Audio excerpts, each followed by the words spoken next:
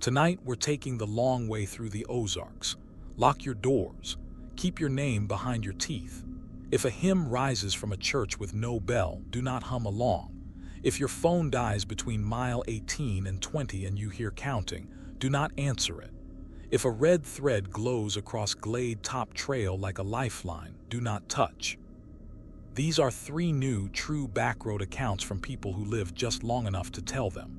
Wet gravel, dead radios, nails tapped into green signs, and something under the floorboards that knows your voice.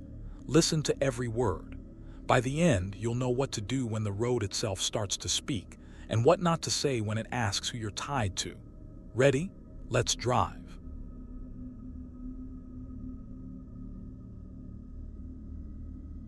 If you ever drive AR-74 at night between Jasper and Parthenon, keep your windows up and your radio low. That's what the locals told me after, but back then I brushed off those old sayings. I was a delivery guy. Eggs, produce, pantry staples, small stuff dropped off to diners and church kitchens and the bed and breakfasts tucked back in the trees. I liked the quiet. I liked how the road in the Ozarks feels alive, the way it breathes fog and heat, and how it swallows you whole once you're off the highway and on those little gravel veins that twist past creeks and fields. That night, late August a few summers back, everything smelled like wet leaves and iron, and the air felt wrong when I rolled my window down. I'd left a diner in Jasper later than I meant to. The cook had kept talking, telling stories about a bear that got into the trash on their back step, and I nodded along, thinking I had plenty of time. The sun dropped behind the ridge like a rock, and the dark in those hollers comes hard. You know how it is out there. One minute there's a little purple light hanging on the trees, the next, it's black enough to feel with your hands. The radio kept slipping into static, then grabbing a station from far away that didn't fit, some preacher out of Branson preaching about blood and wages. I took AR-74 east anyway, past the switchbacks and the little lane that bends down toward Parthenon. My GPS had me cut onto a gravel road I'd used before, quicker over to a farmhouse near Vender. It was a shortcut I'd only take after dark when I felt cocky. I saw the church before I felt the engine stutter.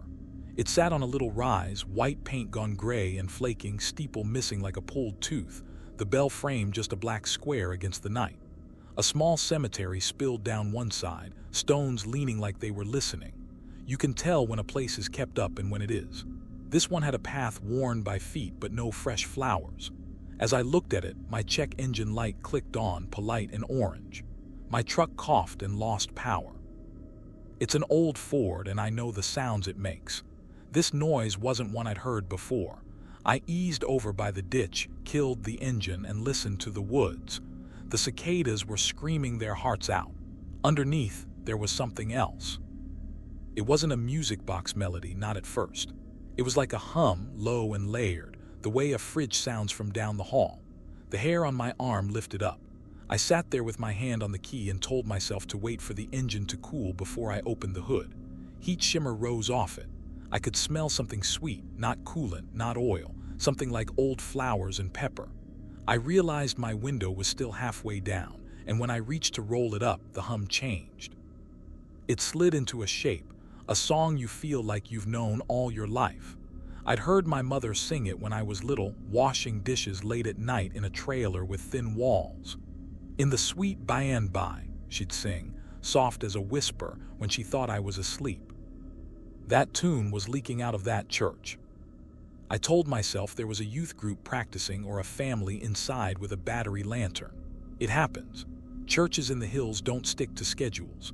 The porch had 2 posts, one leaning a little, and a wooden cross nailed crooked above the door. There was a big iron ring where a bell rope used to hang, the rope gone but black marks stained into the wood like something hung and swung there a long time. I put on my flashlight from the glove box and stepped out. Gravel popped under my boots. The night felt too close and too wide at the same time. I could hear water somewhere trickling down in the dark. My phone had one bar that kept slipping to none. I tried to call my buddy in Vender to say I might be late. The call failed twice, then the phone gave up and showed me only my reflection, my face pale, my eyes already wider than I wanted to admit. I walked up the little path to the church and said out loud, "Hello," the way you do. The hum lifted like breath caught. Then the song started again, cleaner this time, words without words. I thought I saw a shadow move in the doorway, just a flick of white like a sleeve. "Hello," I said again, softer, as if I could calm it. My light hit the door. Someone had carved words into it over the years, names and dates, old knives scraped hard. Hank, Lula, 1973. One said, "God sees." I didn't like the way the letters sank, deeper at the edges, like the wood wasn't resisting. A dog barked somewhere far off, one of those raw, tired barks. The wind stirred the big oak by the cemetery, and its leaves clapped once, then held their breath. I knocked. The sound died in the boards. On the second knock, the door eased open an inch by itself, or maybe the air did it. It wasn't a dramatic swing, just a tired gap, as if the church was letting a little light in. The smell hit me, old wood and cold damp, and that pepper-sweet smell under it, like herbs left in the sun too long. I shined my light over the threshold. The pews were askew, not broken, but pulled out of their lines, like people had dragged them close together and then left in a hurry. There were hymnals stacked neatly on a back pew, and my brain snatched at that. Neat feels safe. I almost turned back to the truck. I should have, but something about the song, about hearing it again like that, felt like being pulled by a gentle hand. My mom had died 4 years before, and I don't think I'd let myself hear anything of hers without turning the volume down inside. It made me feel 12 years old. "Anybody here?" I called. "My truck's dead. I just need to borrow a phone. I'll leave my license if you want." I stepped inside. The floor was soft in places, the boards giving like a held breath. The light hit dust hanging in the air, glittering like gnats. On the left wall, chalk marks had been drawn low, circles and excess and tallies, like you'd do for a game. Some of the tallies were crossed out. Someone had written "Moke" in a childish hand. I passed a pew with a cushion crushed unevenly, like someone had knelt hard for a long time and never fluffed it. Then I saw the names. Along the front pew were scraps of paper tucked under the hymnals, and when I lifted one, it had last names written in different hands, ELLIS, BURKS, more like a roster's list. My hand moved without me, flipping a few. There, in a jittery pencil, was my own last name. I don't have a common one. Garrison. Mine was spelled right, looped just the way my mother taught me. I laughed out loud, stupid and shaky. "No way," I said to the empty air, and tried to make a joke at myself for being jumpy. I told myself some Garrison family had used this church 50 years ago. That's all. A pulpit stood at the front, a homemade thing with a shelf, and on it sat a leather-bound book swollen with damp. I opened it, and the smell of mold and something sweet flooded up. The first page was filled with neat, tidy cursive dates, offerings, names. Then the script changed, got messy, then steadied again like different hands kept the record. The last page wasn't names. It was numbers and little notes. Next to one, 77 Ford, blue, plate 3R210. My heart went cold. My truck is a blue 77 Ford. My plate, my mind tried to make the scribble not match. There were other notes. Honey in back, only one. Come back later. A noise below my feet made me grip the pulpit. It wasn't a creak of a settling building. It was a footstep, and then another, slow as someone choosing. The song shifted again, softer now, as if it had moved from the main room to the ground beneath it. I shined my light around and found it. A door set in the floor behind the pulpit, the kind of trapdoor you see in older places. A thick rope used to be tied there. You could see the groove worn deep. Now there was a loop of red thread tied around the handle, a little bow, like a gift. The thread was bright as blood in my light, too clean for this place, like it had no dust on it. "I'm not here to cause trouble," I said, voice low and shaking. My breath fogged in the beam even though it was August. I looked back at the doorway and saw darkness framed by darkness. I told myself I could run. I told myself I could get back to the truck and be rolling downhill in 20 seconds. But the song, I don't know how else to say it. It was my mother's voice now. Not just the hymn, but the way she did the R in sure, the little roll. You don't mishear things like that. "Caleb," a whisper said, not loud, not angry, just speaking my name like you do when you found a kid hiding in the closet. I don't give my name to strangers out there. It's a thing I've learned. I didn't say it to the empty church. I didn't speak at all, but it knew it. It knew me. I crouched and put my fingers on the trapdoor handle, feeling splinters bite into my skin. The wood was cold, not cool, cold like it shouldn't be in August. The red thread was tied with a neat little knot, and when I touched it, my fingers came away smelling like iron and something sweet, like honeysuckle crushed in a fist. From below, something scraped, gentle, as if someone's nails were dragging lightly over old wood. Then the humming stopped, went dead silent, and I realized how loud the night outside had been in comparison. My ears rang with the sudden quiet. "Caleb," the voice said again from under the floor, my mother's voice, "don't leave me in the dark." And right then in the cold, the latch inside the trapdoor slid back with a soft, clean click. I didn't mean to open it. My hand just moved. The little loop of red thread lifted like it was weightless, and the handle came up smooth, no stick, no squeal. Cold air poured out, November cold, like I'd opened a freezer, and it carried that smell again, iron and honeysuckle and something old. My light caught the edge of stairs going down, rough boards slick with a shine like someone's palms had run over them 1,000 times. The hymn came up from the black slow and careful, the way fog rises out of a creek. Not words at first, just a shape. And then my mother's voice again, clear as the night she used to tuck me in. "Caleb," she said as if she could see me, "bring me up." I said, "Where are you?" before I could stop myself. My voice sounded wrong in that room, thin, like it didn't belong to me. The pews watched. The dust watched. Even the chalk marks on the wall felt like eyes. "Down," she said gently. "It's dark." My light flickered. I shook it and the beam steadied, but it looked weaker stabbing into the hole than it had across the room. The steps disappeared 5 feet down in a smear of deeper black, the part where my light just didn't stick anymore. On the underside of the trapdoor were scores and loops, little crescents and half-moons dug into the wood.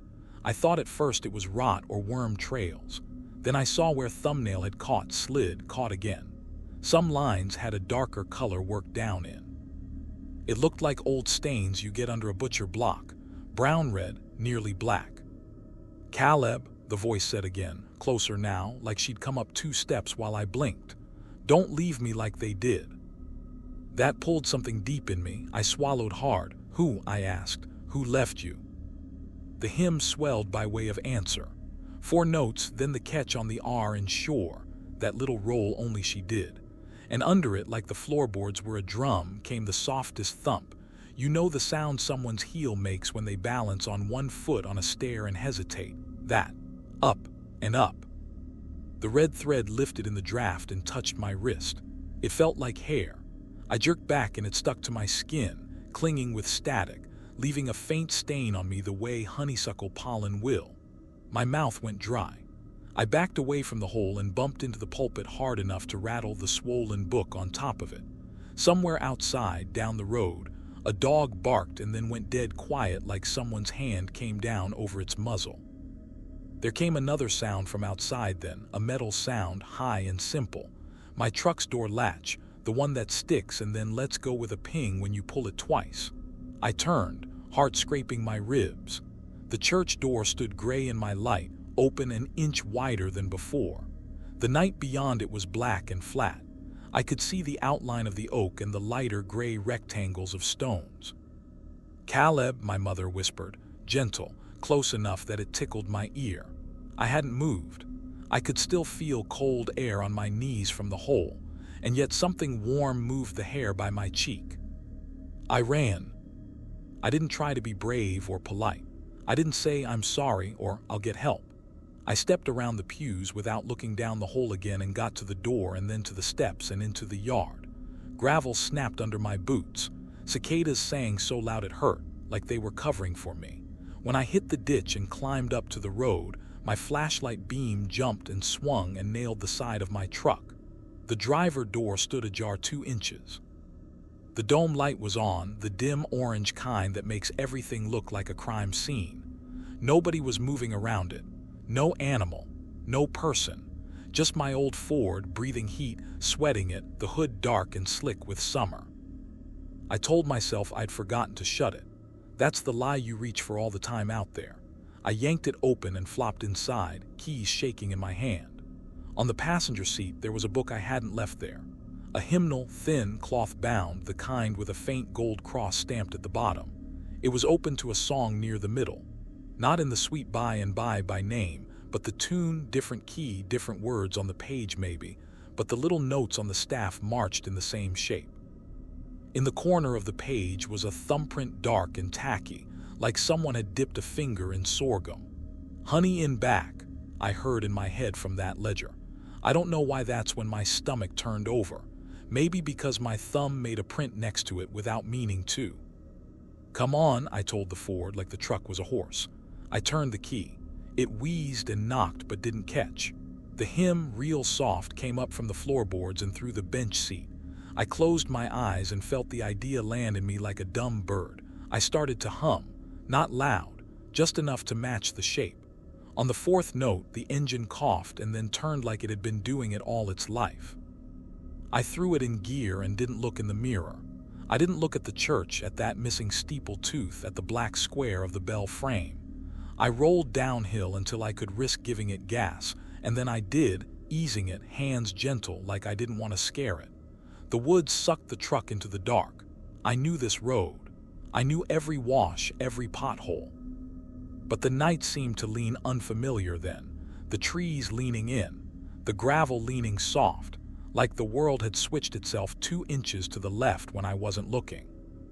Half a mile down, where the road levels by a little low water slab, the sound moved from behind me to beside me. It ran along the passenger side, not in the cab, not in the trees, but traveling with me. The hymn wasn't loud. It didn't need to be. It had that steady patience songs have when you grew up hearing them in small rooms.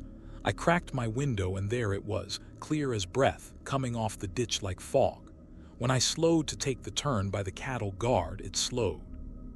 When I sped, it matched me without any hurry. The hair rose on my arms and never fell again that night. The radio came alive for 3 seconds with a preacher's voice like before, blasting static and then words like they'd been stored somewhere waiting for me. "God sees," he barked, then cut out. In the emptiness that followed, I know I heard a thin rope creak. Up and down, up and down. No bell, just the suggestion of one. I took the last 2 curves into Vendor like my wheels were on marbles. The farmhouse I was headed to had one light on near the kitchen. You can count on that with some folks, late but not asleep. I pulled in as quiet as I could and killed the engine and the lights and the radio all at once. The hymn didn't quit. It just moved back into the weeds.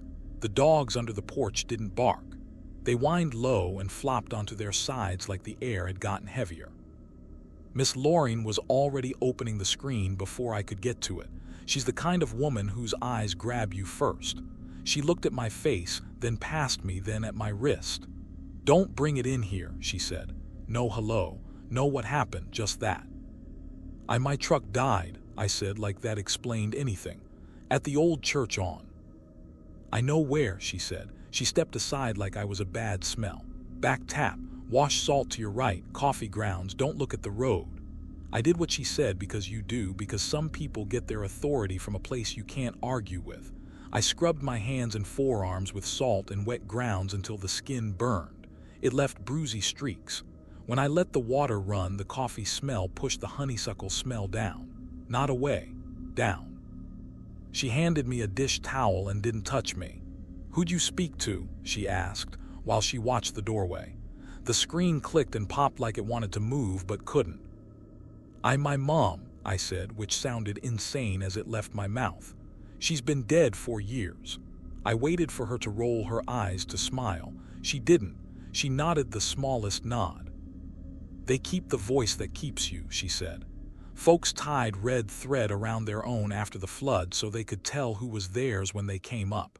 Some of what came up was, bell didn't work, rope did. You don't hand it your name and you don't open if you can help it. And you sure don't hum along." I looked down. Somewhere in the panic, I'd wrapped the red thread around my wrist without noticing, just 2 loose turns like a kid ties yarn at VBS. I don't remember doing it. It wasn't tight, but it had the nerve to feel like a promise. I pulled it free, and it stuck to my skin before it let go. The smell of iron and sweet came up hot. "I think it wrote my plate number," I said, "in a book." "I know that book," she said. Her mouth stayed a straight line. "I don't let anyone eat honey in this house." I didn't ask what that meant. I didn't want to get the answer wrong. I drove home by a wider, brighter way, even if it took me an hour out. Every time I hit a quiet stretch, the hymn lifted out of wherever tractor trailers flattened the night and sat beside me again. When I pulled into my gravel, the cicadas were loud and my porch light buzzed hard with moths, and for a second I thought I'd left it all back there with the old stones and the peeled paint. Then I saw it, tied to my mailbox flag, a little bow of red thread, not one I owned. Not anything my hands remembered. I cut it with my pocket knife and dropped it in the trash and took the trash straight to the curb. I salted the threshold of my door like a fool and slept with the TV on so I would hear anything except singing. For a few days, it got easier. The thread showed up twice, once looped around my gearshift, once tucked through the eyelet of my boot, but I told myself someone was messing with me. By the third time I found it, a bright piece tied around the neck of a mason jar I'd never owned on my back step, full of something amber and too clean to be bought. I didn't open the lid. I stopped taking AR-74 at night. I stopped taking it in the day unless I had to. When I did, I played a ball game on the radio and kept the windows up and focused on the road like it owed me money. Mostly, it worked. Mostly. Last week, the tall grass by my place got away from me and I was out late with the push mower because the big one wouldn't start. The sky was that Arkansas indigo, real thick, and the air tasted like iron again when I got by the oak. The mower drowned in a clump and I had to yank the cord 3 times to get it back. On the 4th pull, something in the handle clicked, not the mower.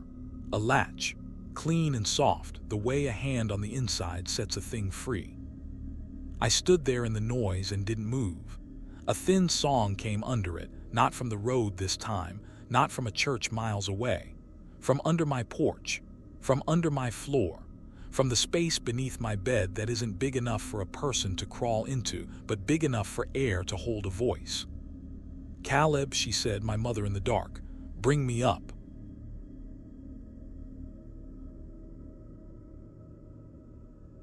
If you ever drive Mo 19 at night, pay attention to the mile posts. I mean it. Most folks blast right past them and never think about those little green signs nailed on the shoulder. But out here, they're how we tell each other where the bad things live. Mile 5 has the blind ditch. Mile 12 floods first. And mile 19, we just say, "Don't break down at 19." I used to laugh at that. I'm a tow truck driver out of Winona. Nights mostly. When the phone rings at 1 a.m., I'm the one who pulls on boots and goes into the black. I know the feel of wet asphalt through my soles like I know my kitchen floor. I know the smell of antifreeze and river fog and cedar bark. I know what it sounds like when a buck bounds across from the left shoulder, and I know how tires whine when they lose the center line. My point is, I don't scare easy. I've scraped kids out of ditches and old men out of F-150s, and I've cursed every curve between Eminence and Salem. I heard about mile marker 19 like everybody else, and I rolled my eyes. A number on a post, please. This was last winter, December. Rained all day, then the temperature dropped just enough to put a skin of mean on everything. The blacktop looked like a slick snake. I was halfway through a cup of coffee that tasted like pennies when dispatch called. "Blue Buick, northbound shoulder near 19, Tammy said, voice flat like it always was. Woman sounded scared. Then her phone cut out. Phones die between 18 and 20. It's just a hole in the air there. We all know that. I grabbed 2 extra flares and my little box of sand, and I put my old lab, June, in the passenger seat like I always did. She's the only thing that ever made me feel like I wasn't totally alone out there. We rumbled out, the heater never quite catching up, the cab smelling like wet dog and old coffee. By the time I hit the county line, I could taste metal in the fog. Some nights the Ozarks breathe easy. That night the hollers were holding something tight. My radio picked up one of those AM stations that shouldn't have been there, someone talking real quiet about sin and wages. It never bothers me, but it felt wrong coasting in and out between the whistle of my tires. When I passed mile 17, June sat up and put her nose on the glass. At 18, she whined, low and steady. I reached over and scratched her ear without taking my eyes off the road. "We'll be quick," I said, "in and out." I saw the flash before I saw the car. Hazard lights slow winking through mist, red-orange pulsing like a heartbeat. The little green sign for 19 stood off to the right, tilted just a hair like someone had nudged it with a bumper long ago and it never forgot. There were 3 fresh nails hammered into its post, shiny and bright where everything else was dull. I noticed it without trying to. The brain likes countable things when it's dark. The Buick sat longwise on the shoulder, nose just kissing the grass, back tire over the white line like it had been steered gentle and then abandoned. Wipers frozen mid-swipe. Driver door closed. No one around. I pulled in behind it and angled my truck just so to block the lane a bit and give us a cone of safety. I set the brake and the blinkers and I stepped out into cold that felt borrowed from January. The first breath stung the back of my throat. The smell hit next, antifreeze, sure, but under it, something like wet pennies and old fabric. June didn't bolt. She leaned forward and watched, and her hackles made a slow rise down her back. "Highway towing," I called as I approached. My voice disappeared into the fog like it had hit a pillow. "Hello, you in there?" The Buick's back window was fogged on the inside. I wiped a circle and shone my light. Empty. It was clean in that way that feels wrong. No junk on the floor, no receipts, nothing. A single church program lay face down on the passenger seat. I couldn't help it. I opened the door to check it. The paper stuck a little to the vinyl like wet skin. "In loving memory," it said at the top, with a date from 2 weeks before and a woman's name I didn't recognize. A little smudge ran down the side like a damp finger had made it. Something tapped the Buick's trunk 3 times from the inside. Not loud. A hollow little thud, thud, thud. I froze with the program in my hand. I've had scared possums and feral cats in engine bays. I've had people hide in trunks too, running from something worse than me.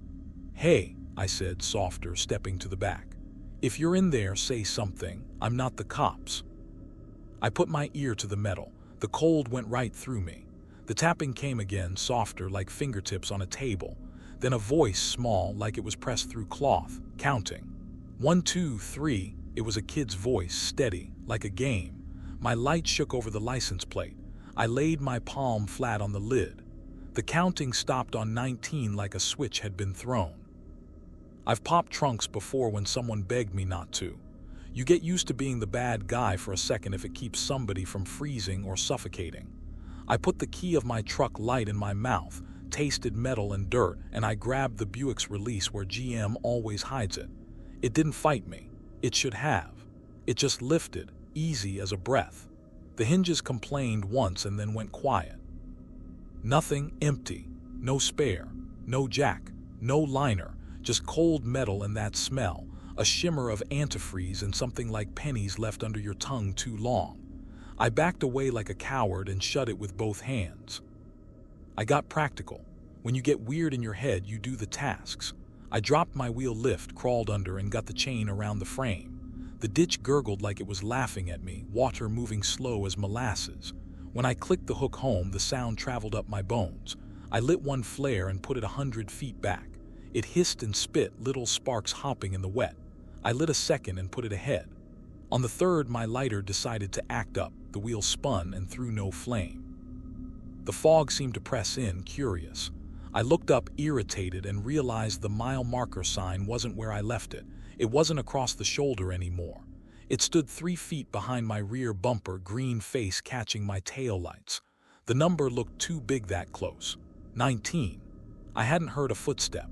I hadn't heard a vehicle. It was just there, like I had parked under it without meaning to, which I knew I hadn't. "Okay," I said out loud, my breath a little rope of white. "Nope." I gave up on the flare and tossed it back in the bed. I moved toward my cab to reposition the whole mess. June moved to the edge of the seat to meet me. The hair on her snout was wet with dew. In the glass of my driver window, my reflection looked older than I felt.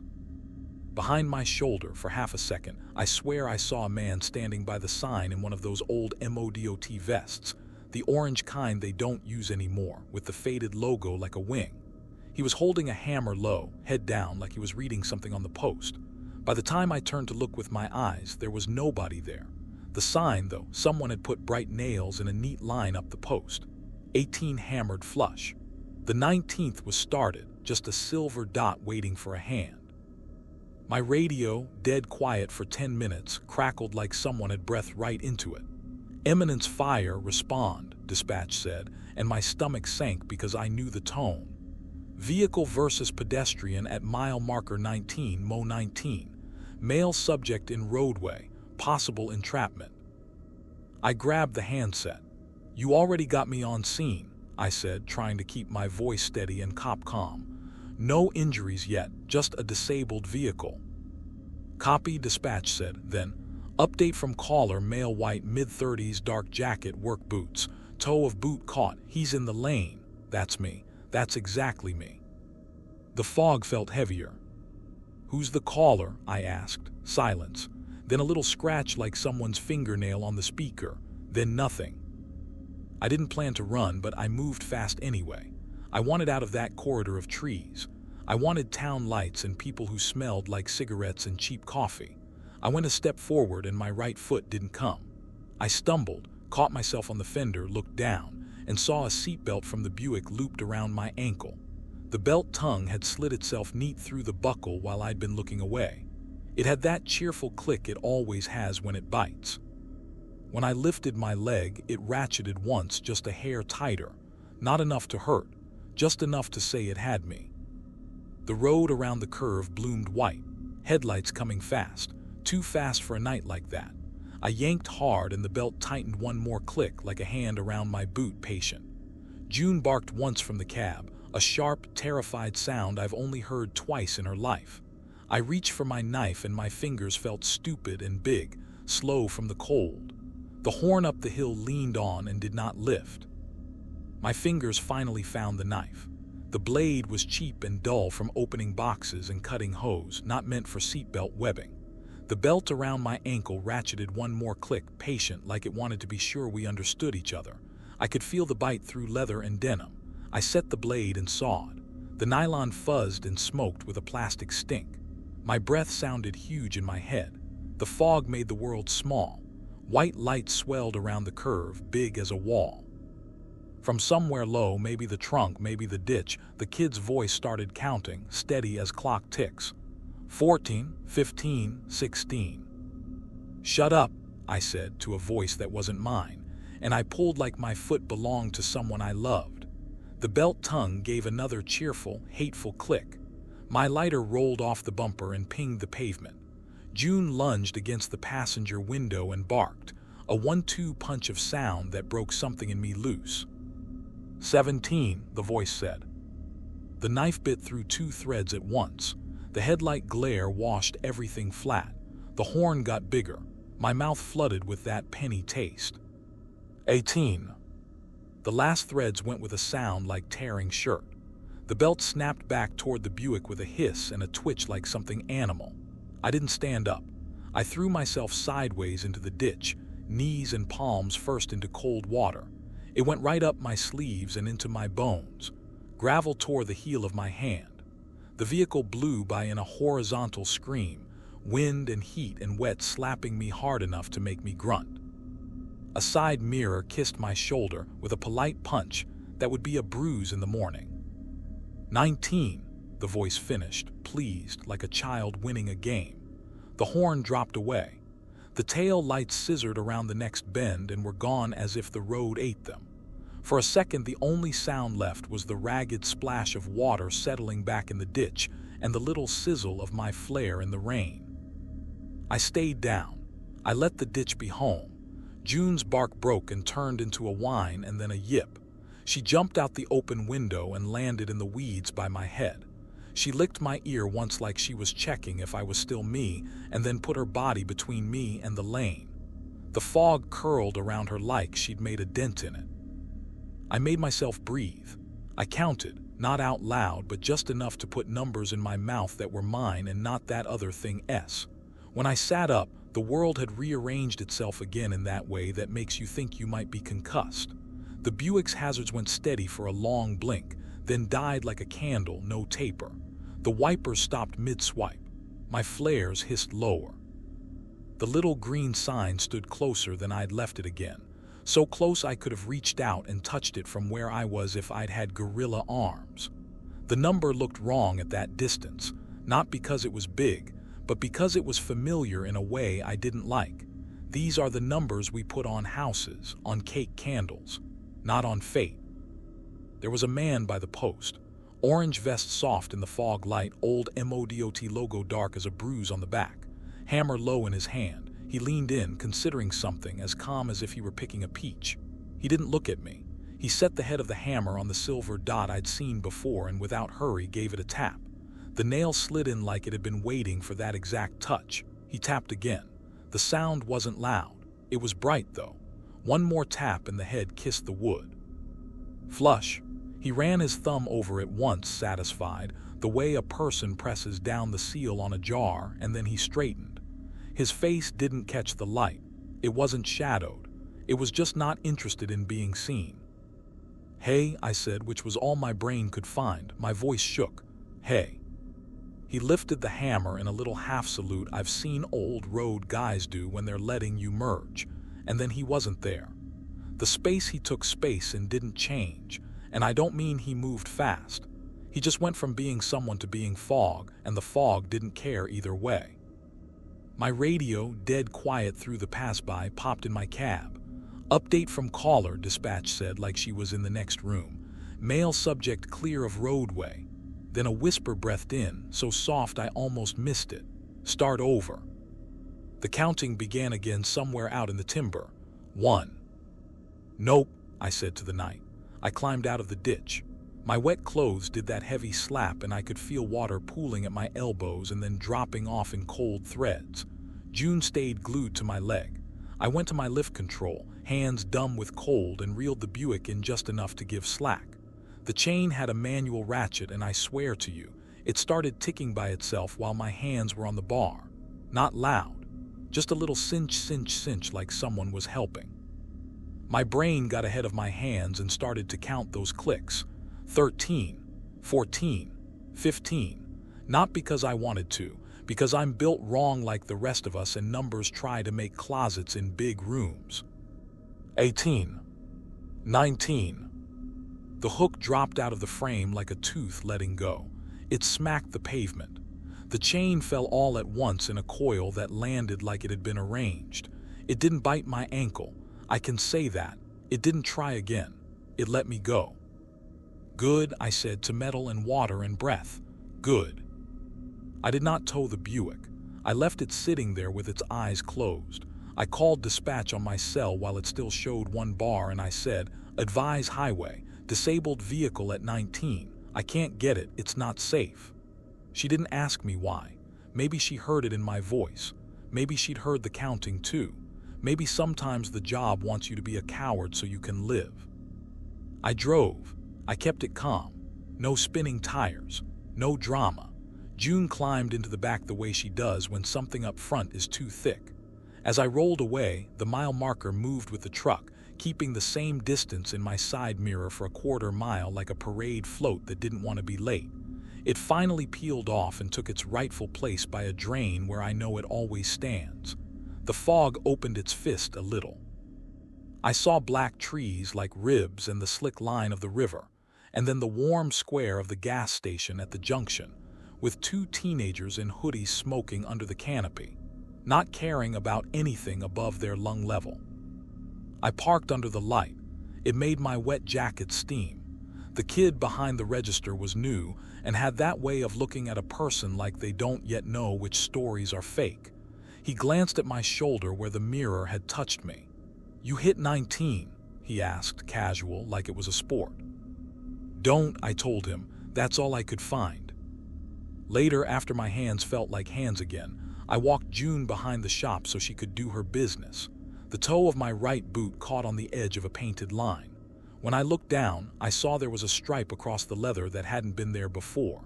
White paint, scraped thin like a kiss, with 2 little crumbs of reflective glass stuck in it. Lane paint. My stomach pulled tight and then eased. If I needed proof I was stupid and lucky, I had it. I went back in the daylight 2 afternoons later because it's what I do when something chews on me. The shoulder at 19 looked harmless again. The ditch made that friendly gurgle it makes in the sun. MODOT had put out those little cone hats over the worst potholes. The Buick was gone. The sign was right where God and men intended. I walked up close and ran my fingers over the nails without touching them. 19 shiny heads, the last one newer than the others, stared up at me like coins. In the wood just below, someone had carved a little row of hash marks years ago. They ended at 19.2. I looked down at the lane and saw a mark where a toe had scuffed and slid. My boot fit it too well. That night when I set my boots by the door, a bright nail fell out of the tread of the right one and pinged on the tile. Not a roofing nail, not a drywall nail, the same kind that lived in that post, galvanized, thick, with a head just big enough to mind your work. There was a smear of white on it that might have been paint or might have been something else. I didn't pick it up. June sniffed it once and then tucked her tail and went to the other room. You want a neat wrap-up? I do too. I want to tell you I never went back there, but I worked this road.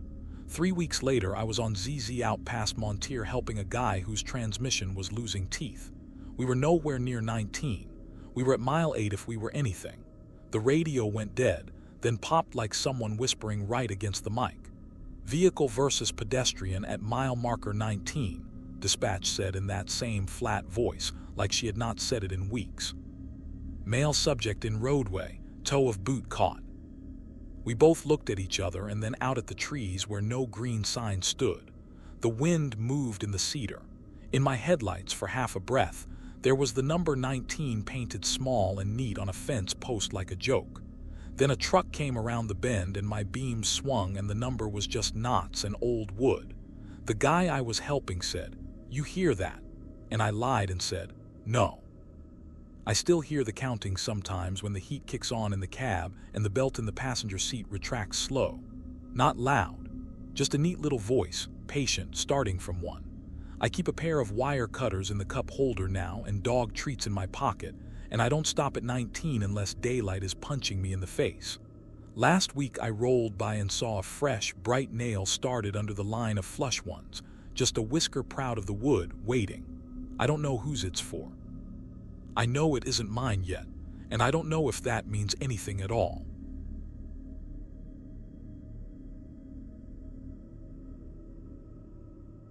If you ever see red thread strung across Glade Top Trail, don't follow it. It looks like help. It looks like a lifeline. It is. I'm not a ghost hunter. I do real estate photos and maps for out-of-the-way properties. I've driven Glade Top more times than I can count. Spring when the glades bloom with tiny yellow flowers, fall when the hills go copper, winter when the rock shows through and the sky feels too big. It's a high-ridge road, mostly gravel, built up by the CCC. Stone pull-offs with low walls, little picnic spots, those old square pillars that look like chess pieces. You can look out and see forever, 3 counties if the light's right. It's quiet up there in a way that pushes your thoughts back into your head. This was last November.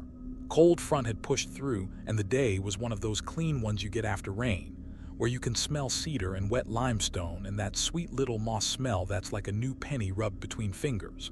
I had to shoot a parcel someone was selling. Just lines and angles, a few shots of a view, a short gravel spur off the main byway. My cousin Leela came along because it was late, and she hates the idea of me walking fence lines alone. She's louder than me. She talks to fill silence. Sometimes that helps. We left Ava with coffee in paper cups and a bag of gas station donuts that tasted like fryer oil and cinnamon. By the time the road turned to gravel, the sun was laying down gold on the glades and the cedar shadows were blue. A doe and 2 yearlings hopped off the right and the truck rattled over washboard as gentle as I could make it. I rolled the window down to get the last of the warm air on my face. You can smell the rock up there. It's dry even when it's wet somehow. Feels like a story, Leela said, propping her boots on the dash like she owned the world. She had a skein of red yarn in her lap, knitting something tight as a sock without looking at her hands. Glade Top is always a story. You and your yarn, I said. It keeps my hands from picking my lips, she said, cheerful. You're gonna get pictures of that cedar snag against the sky, right? People eat that up. I said I would. We passed the sign that says Glade Top Trail National Scenic Byway, green paint flaking on the posts, CCC stone pillars on either side like guardians. A whip-poor wheel started up in the brush and then shut itself off like a radio. The air cooled fast. You feel dark happen up there. The first red line cut the road at hubcap height. I almost didn't see it. Bright as cardinal feathers, thin as sewing floss, tied from one of those stone pillars to a cedar trunk on the other side. It was taut. It hummed just a hair in the breeze, a sound you more feel in your teeth than hear. I braked and the truck rocked and gravel ticked the undercarriage. What the hell, I said. We sat there a minute looking at it. It's not unusual to find fluorescent pink flagging tape tied around saplings where surveyors like me mark corners, but this wasn't tape. It was thread, not string. Thread. 20 turns around the cedar bark, a neat bow on the back side like somebody practiced. Little loops on the line every foot like buttonholes. Leela hopped down with her yarn still in her hand. Kids, she guessed. Craft night got loose. I got out too. Up close, it wasn't cheap craft stuff. It was strong. When I pinched it, it didn't give. It left the tiniest scarlet smear on my fingertips, like juice from a red honeysuckle when you pinch the bloom just right. The smell that came off it was warm and sweet and metallic, iron and flowers. It lodged in the back of my nose the way a memory does. Don't touch it, Leela said, after I'd already touched it. She said it in that half-joking voice you use when you want a thing to be a joke. Somebody's gonna catch a motorcycle on this, I said. Hold on. I pulled my Leatherman and tried to snip it. The blade slid and bit air. The thread flexed and didn't break. Not even a fuzz. My knife is sharp. It should have at least nicked it. We followed it with our eyes. It didn't just cross the road. It went on, looping around and through like someone had stitched the whole overlook. From the pillar, the red line laced through the gaps in the low stone wall like a child weaving paper. It made a little window of red bars. The view beyond tinted the color of blood oranges. Past that, it ran to a flat rock where somebody had arranged a little circle of cedar twigs and chert flakes. A big needle lay across the rock, long as my hand, the kind upholsterers use or the kind your great-grandmother might keep in a biscuit tin.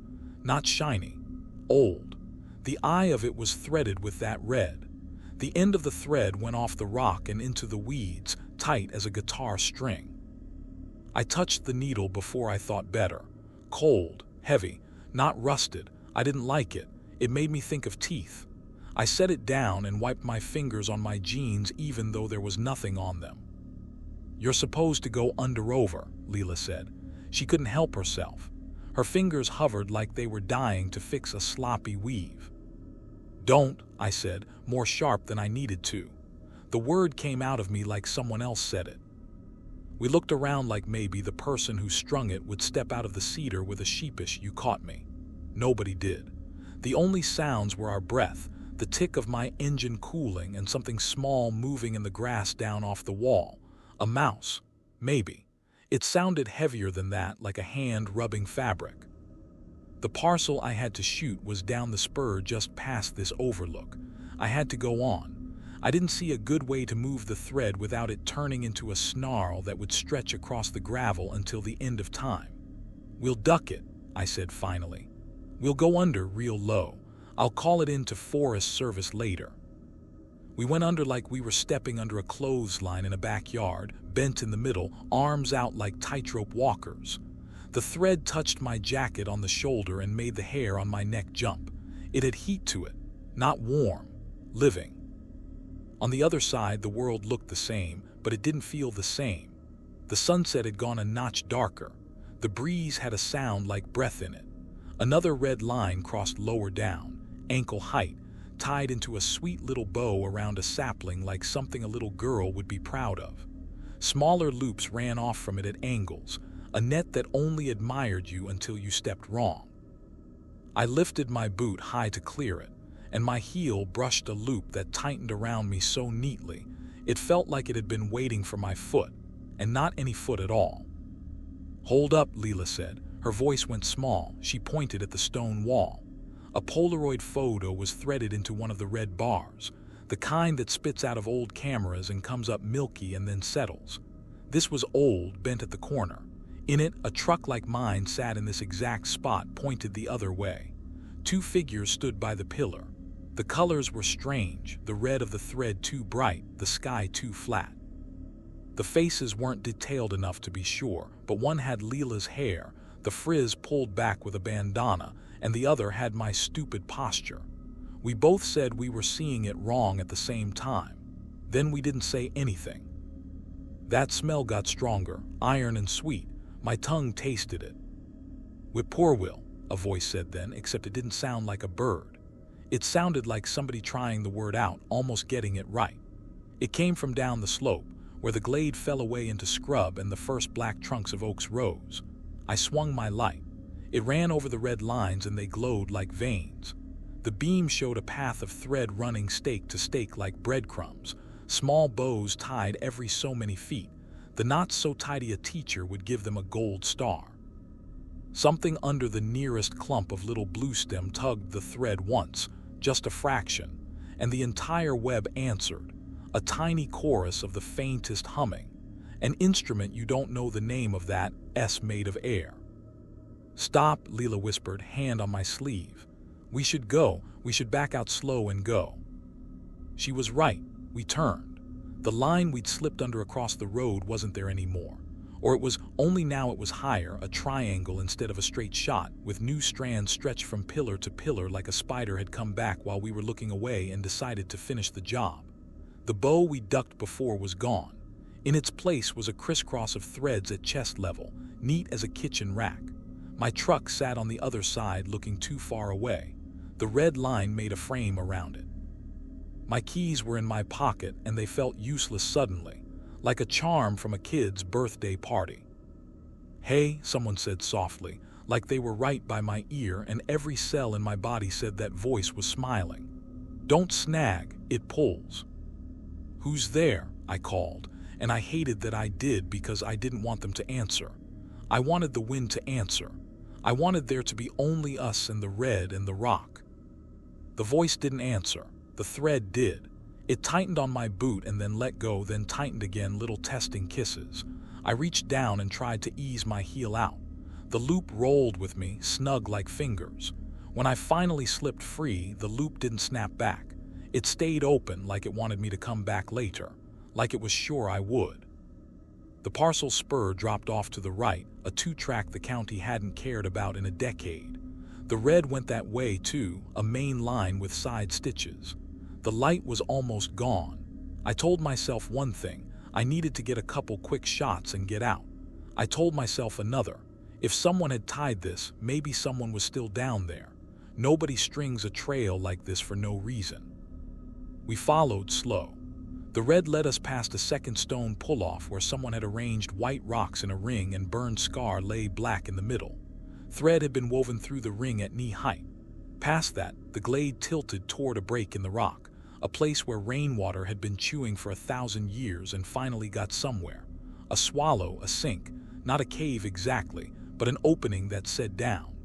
The thread went to the lip and then vanished over, straight as a plumb line. I got on my stomach without thinking and slid up to the edge. I didn't want to be near the net behind me, and the nothing in front of me had more honesty. My light went over and lit a red rain of lines.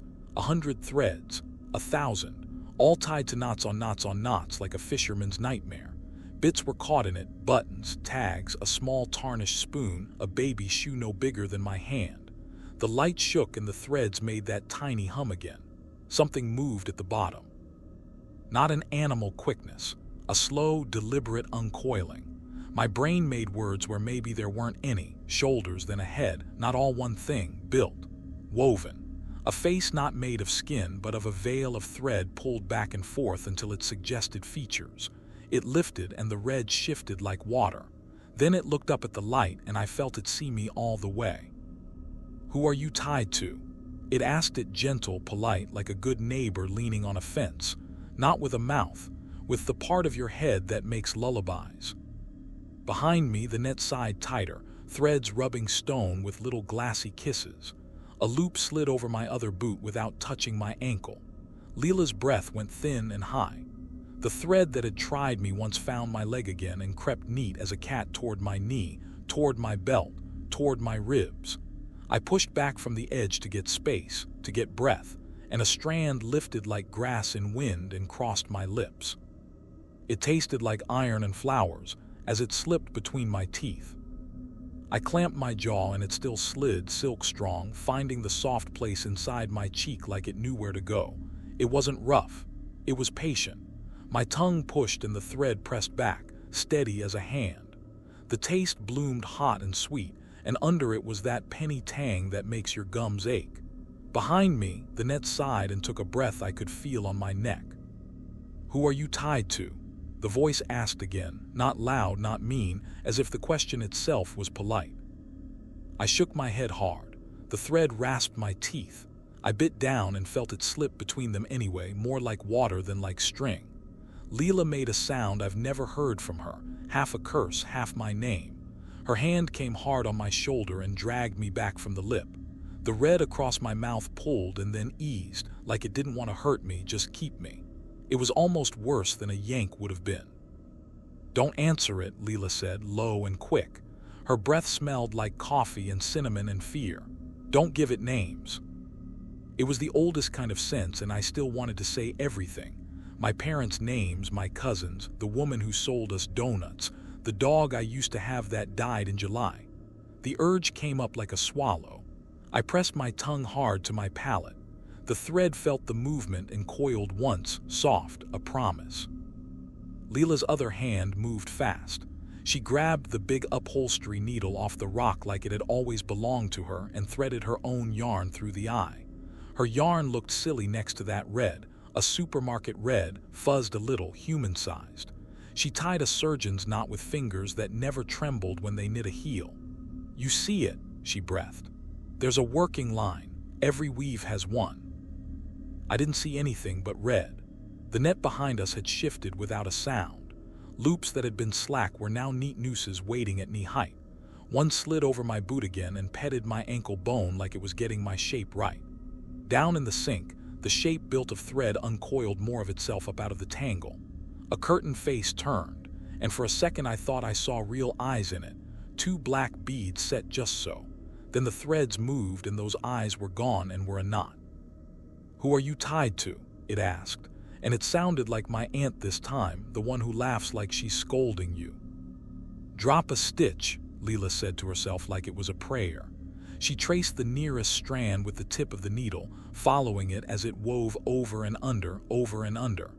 Every pattern has a heart. If you pull the wrong way, it tightens. If you pull the right way, it falls apart. Her yarn, threaded through the needle, went under one red line and then over and then through a loop. She made a little anchor around a cedar twig and tugged, not hard, just enough to test. The red across my mouth pulsed, a tiny little heartbeat. The smell of iron got heavier, like a kitchen when someone opens a new jar of molasses. "Please," the voice said, gentle. "Say a name. I can hold them for you, I can keep them. No more slipping away." That arrow hit under my ribs where I keep the losses. Leela has her own. 10 years ago, she lost a baby before it got to the world, and she never says his name, and she keeps her hands busy so her head won't go there.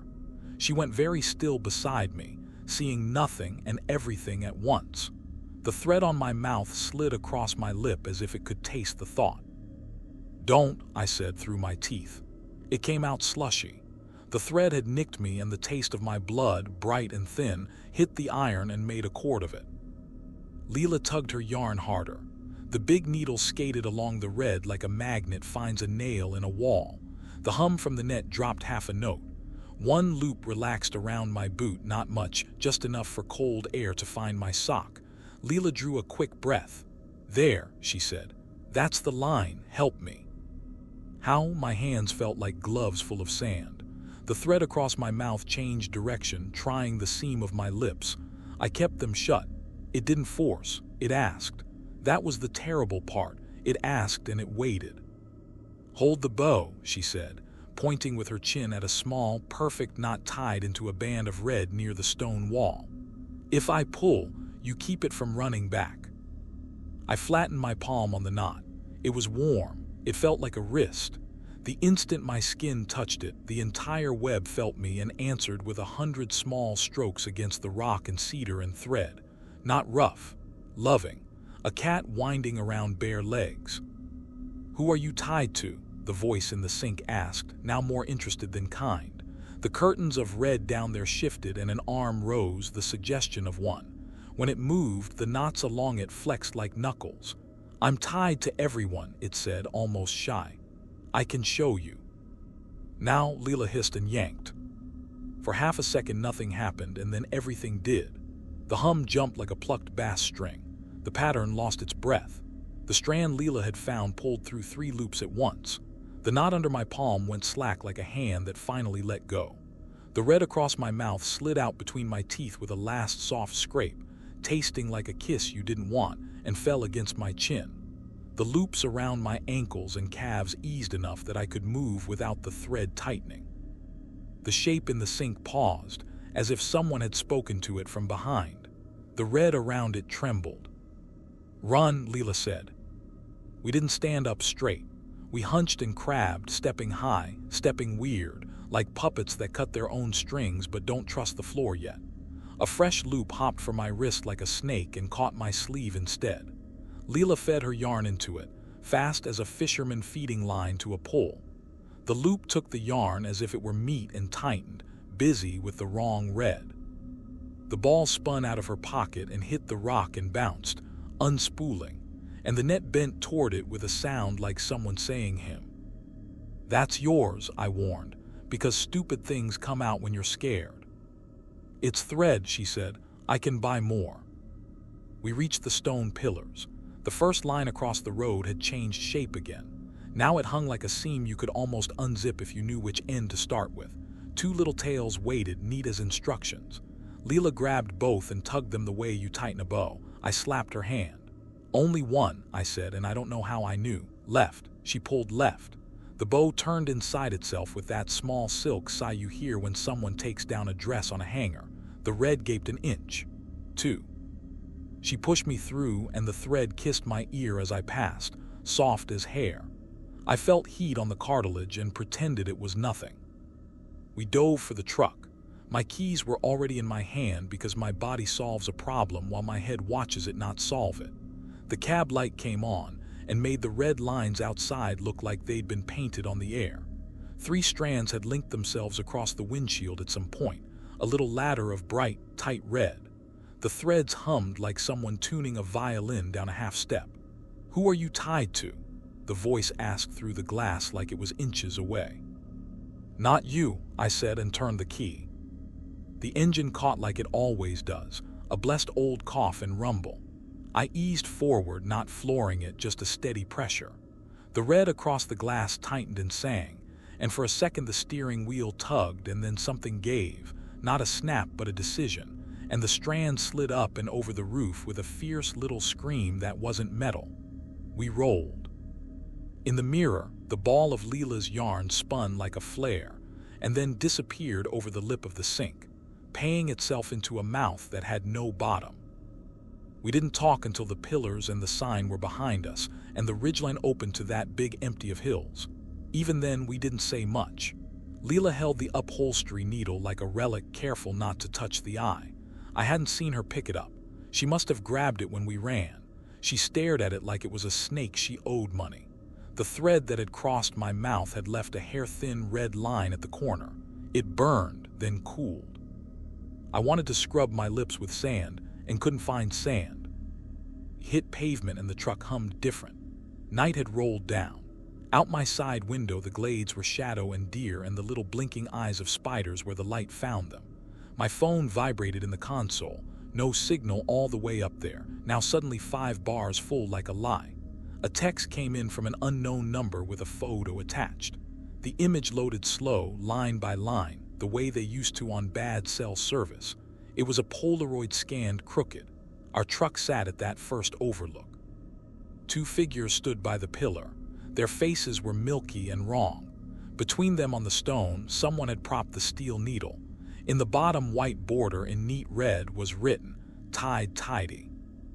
"Don't answer it," Leela said, though I hadn't planned to. She took my phone and powered it off with her thumb. I didn't sleep well. In the morning, my lower lip had a tiny perfect knot where the thread must have pressed. Not a sore, a knot. When I pushed it with my tongue, it moved like something with an end and a beginning buried under skin. I told myself it was nothing. I told myself I'd bitten myself. A day later, Leela came by with a paper sack of groceries and the upholstery needle wrapped in a dish towel. "We should take this back," she said, meaning the needle, her eyes daring me to say yes. We both knew we wouldn't. That night she texted me a picture of a little red baby booty. Tight stitches, heel turned perfectly. "Did you finish something old?" I wrote. "Looks great." 3 dots then. I didn't start it. I stared at the photo long enough to see the thread under it, not yarn anymore, but that impossibly smooth red spooled neatly, the end tied in a bow. The second booty lay half done in her lap. In the corner of the frame, a small shadow had the shape of a hand that wasn't hers mid-stitch. I went to her place. We sat on her couch with the TV on something loud so we wouldn't hear the house, and we didn't touch the second booty. At midnight, the yarn on her coffee table moved a little toward the edge all by itself, and then stopped like it was being polite. I still have the photos from the parcel. In 2 of them, there's a hair-thin red line you can only see when you zoom in, stretching from the cedar pillar off the frame toward the right. It looks like a crack in the lens or a JPEG error. In one, if you tilt your screen the right way and squint, you can see it going into my open mouth from the side like a cigarette someone forgot to take out. If you go to Glade Top after this, you'll find no thread in daylight. I know because I went back in the sun with a ranger who laughed and said kids do all kinds of things. The stone pillars were just stone. The sink was just a sink with dry leaves. But when I turned to leave, something tickled my ear the way hair brushes it, and a voice that wasn't unkind said, right by the bone, "Who are you tied to?" Like it had all the time in the world. I don't answer. I keep my mouth shut. There's a knot at the corner of my lip that never goes away, and when I get very still, when I hear the breath of the house and the refrigerator hum, sometimes I think I feel a thread in there, moving a tiny bit in and out like it's waiting for me to say a name I'm not ready to give. Out there, the Ozarks keep their own score. If a hymn finds you, don't sing. At mile marker 19, don't count. On Glade Top, never touch the red thread. Keep your windows up, your radio low, and your name tight behind your teeth. If you made it this far, you're one of us, curious, careful, and just a little bit unlucky. Drop a comment telling me where you'd never stop after dark. Share this with a friend who loves a dangerous drive, and hit subscribe so you don't miss what's buried on the next back road. Sleep with the porch light on tonight. You might need it. Which story scared you the most? Comment below and subscribe for more true horror stories.